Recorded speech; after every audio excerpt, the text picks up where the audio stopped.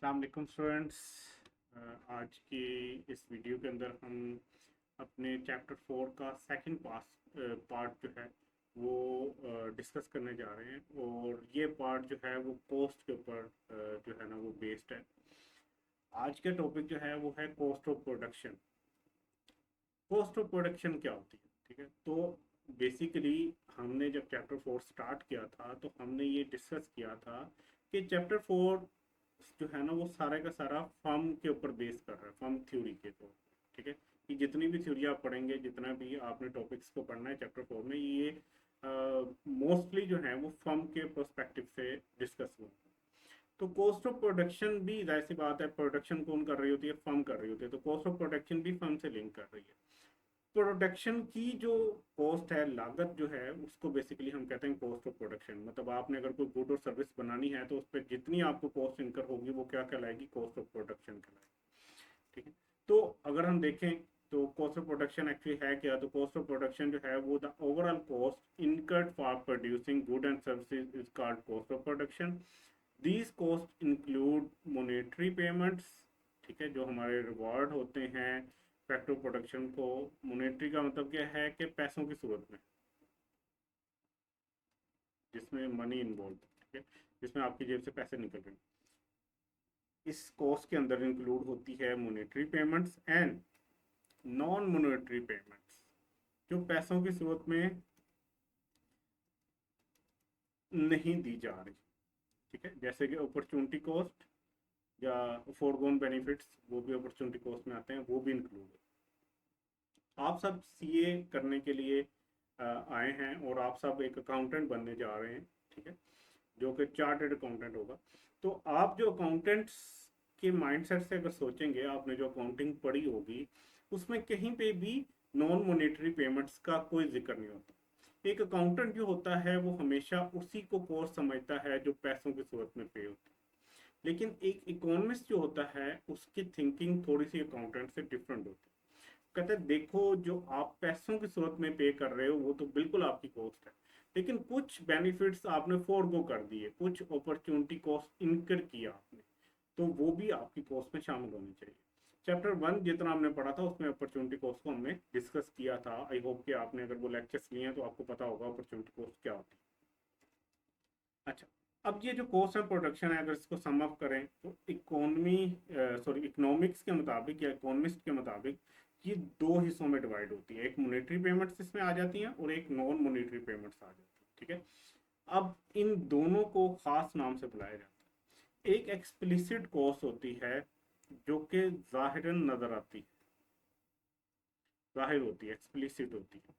एक होती है छुपी हुई, इसको हम कहते हैं इम्प्लिसिट कॉस्ट। ठीक है, एक्सप्लिसिट कॉस्ट में मोनेटरी पेमेंट्स आ जाती हैं। जैसे आपने कोई रॉ मटेरियल परचेज किया कोई चीज़ बनाने के लिए, से आपने एक जो है ना वो स्कूल बैग बनाना है, तो उसके लिए जो आपने जो मटेरियल परचेज किया होगा उसके लिए जिप आपने परचेज की होगी। ठीक है, कुछ स्टिकर्स होंगे, कुछ वो बैग का कपड़ा होगा जिससे आपने बैग बनाना है। ये सारी चीज़ें उसकी पैसों की सूरत में परचेज हुई होंगी, तो ये explicit cost. Cost of production का वो पार्ट है जो ज़ाहिरी तौर पे नज़र आ रहा है कि इसके अगेंस्ट आपने पैसे दिए हैं।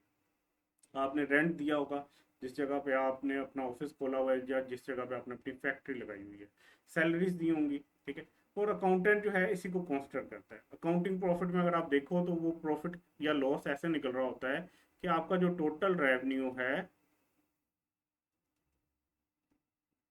या सेल्स जो हैं उनमें से जब हम लेस कर देते हैं आपकी वो कॉस्ट, एक्सप्लिसिट कॉस्ट जो आपने पैसन सूरत में पे की होती है, तो आपका अकाउंटिंग प्रॉफिट या लॉस निकल आता है। ठीक है, अकाउंटिंग कॉस्ट जो होती है वो हमेशा एक्सप्लिसिट कॉस्ट होती है, उसमें इम्प्लिसिट कॉस्ट नहीं आती। ठीक है, अब हम आ जाते हैं नॉन मॉनेटरी कॉस्ट की तरफ, जो कि हमारी इम्प्लिसिट कॉस्ट कहलाती है।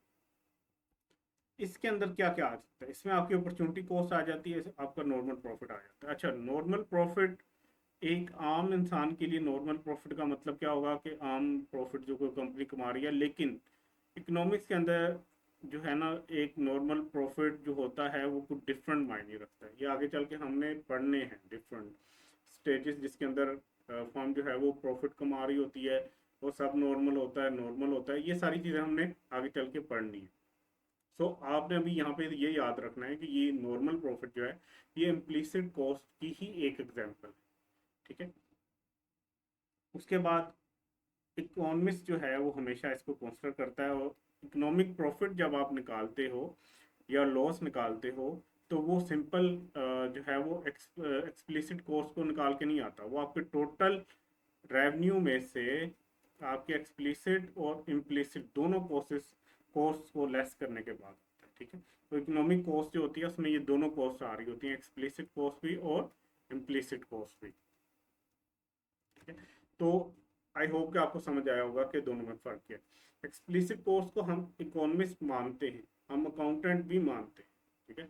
बट इम्प्लिसिट कोर्स को बीइंग अकाउंटेंट हम नहीं मानते, ना उसको कभी हमने रिकॉर्ड किया, बट एज इकोनॉमिस्ट हम उसको भी मानते हैं, ठीक है। तो इकोनॉमिक्स के मुताबिक कॉस्ट सिंपल अकाउंटिंग वाली कॉस्ट नहीं होती, उसमें कुछ इम्प्लिसिट कॉस्ट भी इंक्लूड करनी होती है जो कि ज़ाहिरन आप पे नहीं कर रहे होते, पैसों की सूरत में आपकी जेब से नहीं जा रही, ठीक है।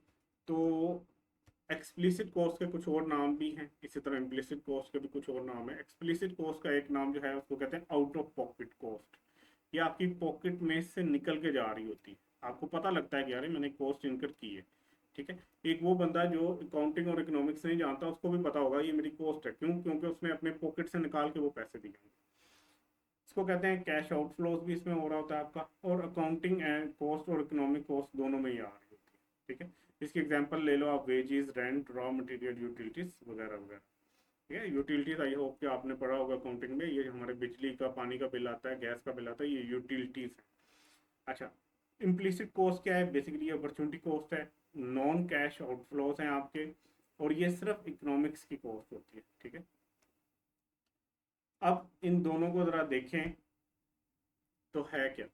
एक्सप्लिसिट कॉस्ट जो है are the cost that have been incurred and have also been booked as an expense by an accountant, ये वो कॉस्ट होती है जो इनकर हो चुकी होती है पैसों की सूरत में, और उसको आपका अकाउंटेंट बुक भी कर सकता होता है।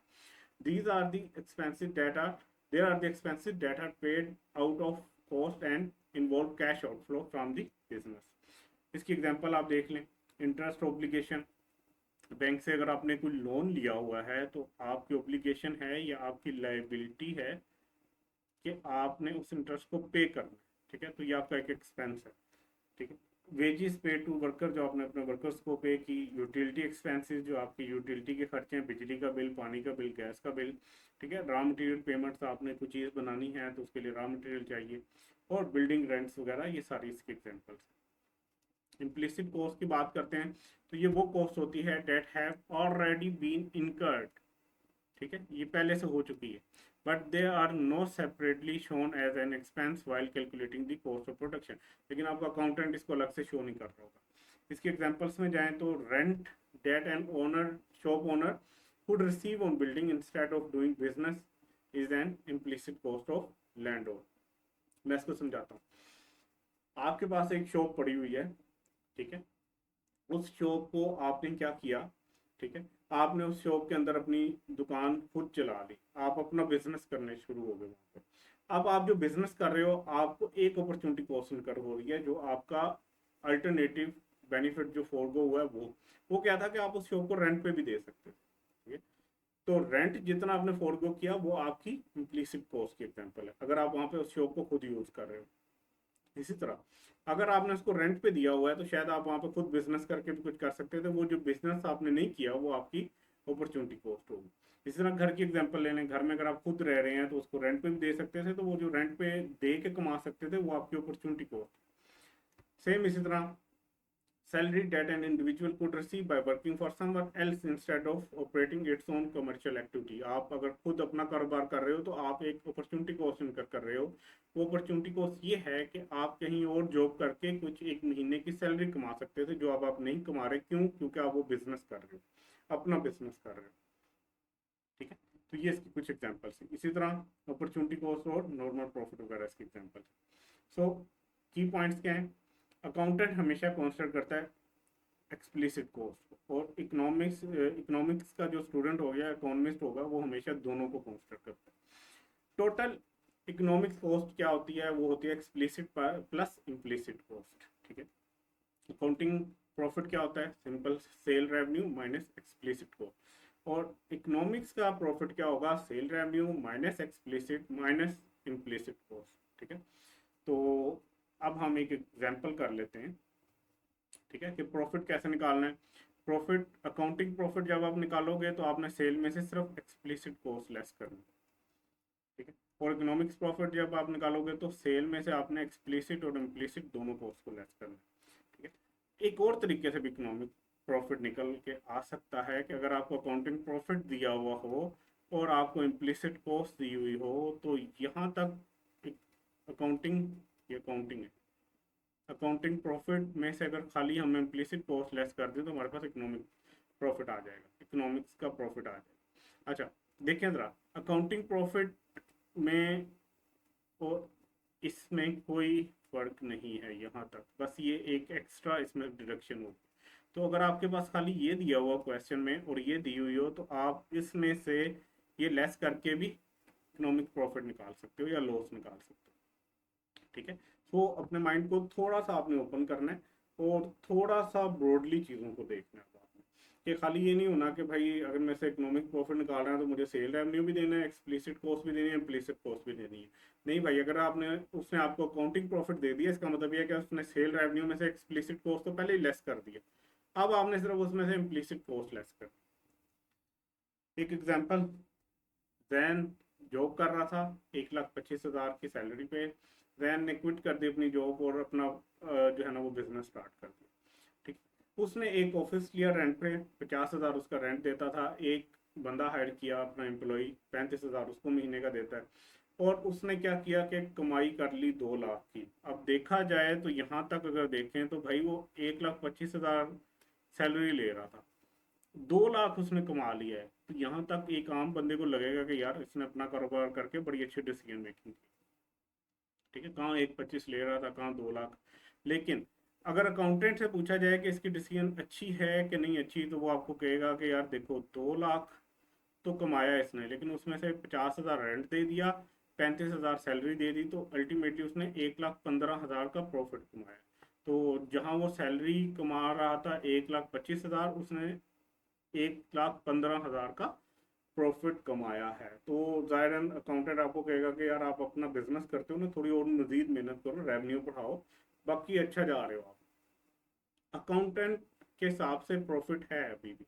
अगर इकोनॉमिस्ट के पास चले जाओ तो वो क्या कहेगा? वो कहेगा भाई देख, अकाउंटिंग के मुताबिक तुमने इतना प्रॉफिट कमाया है, उसमें से अपनी सैलरी वाला जो आपने फोरगो किया उसको भी लेस करो। आप तो भाई 10,000 के लॉस में हो, ये 10,000 का लॉस। ठीक है, आप तो 10,000 के लॉस में हो। तो इकोनॉमिस्ट आपको कहेगा कि भाई ये जो आपकी डिसीजन है जॉब छोड़ के जो है ना अपना बिजनेस करने की, इसमें फिलहाल आप लॉस में हो। अकाउंटेंट कहेगा आप प्रॉफिट में हो। दोनों कहेंगे कि कंपैरेटिवली सैलरी से कम कमा रहे हो, लेकिन इकोनॉमिस्ट आपको कहेगा कि बहुत मेहनत करनी पड़ेगी। अकाउंटेंट शायद कहेगा थोड़ी मेहनत करो तो आप अपना 1,25,000 से ऊपर कमाओगे प्रॉफिट।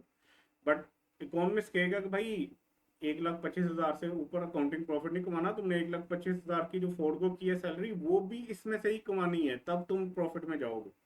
ठीक है, वो सब कुछ कॉन्सेप्ट आपके क्लियर हुए होंगे। एक और एग्जांपल, डाटा मैंने सेम रखा है, वर्डिंग जो है ना डिस्क्रिप्टिव फॉर्म में की है, ये आप लोगों ने खुद करनी है, सेम वही डाटा है। ठीक है, तो इसका स्क्रीनशॉट ले लीजिएगा और इसको खुद सॉल्व कीजिएगा। अकाउंटिंग प्रॉफिट भी निकालना है और इकोनॉमिक्स का प्रॉफिट भी निकालना है। वैसे आंसर यही है कि यहाँ पे भी वो लॉस कर रहा है हर साल। ठीक है, मतलब सेम ही, वही पीछे वाला ही डाटा है, वो सेम ही होगा आपका। ठीक है, तो इंशाल्लाह नेक्स्ट लेक्चर में हम मजीद इसको डिस्कस करेंगे। अपना ख्याल रखिएगा। अल्लाह हाफिज़।